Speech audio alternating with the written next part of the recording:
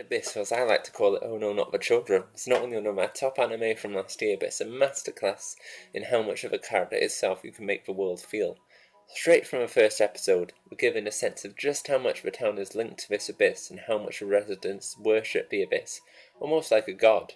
The fact that the town sends down young kids and trains them from an early age to go into this abyss just shows how much the town's society and economy runs around it. The fact that the kids also seem to not care that they're going into an incredibly dangerous environment, which would probably kill them, just shows how strong the draw is to this mysterious hole.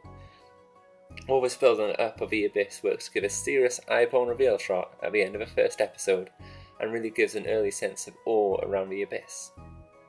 However, the abyss itself, even from the start, has a menacing and intimidating feel.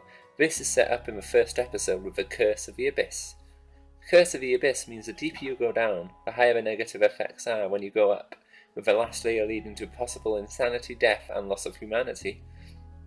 Raiders who have survived the final layers of the abyss are known as White Whistles and are legends of society and are heavily admired.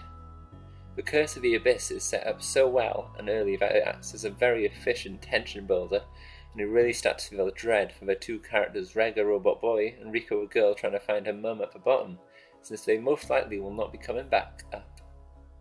The creatures of the abyss are also a very interesting part of the show, with some truly beautiful designed creatures and some very interesting ways that they hunt as well.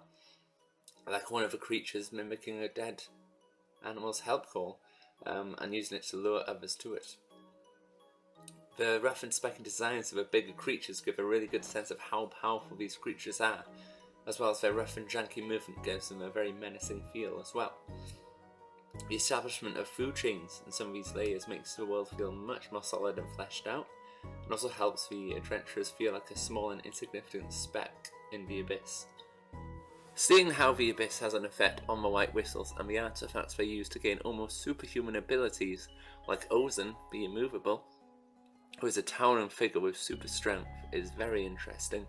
However, the bottom of the abyss can easily cause an individual to lose all morals to find out more about how the curse works as well. We see this with the White Whistle Bondrude, who, let's just say, does some extremely fucked up shit, which is shown in the last episode to try and modify or remove the curse.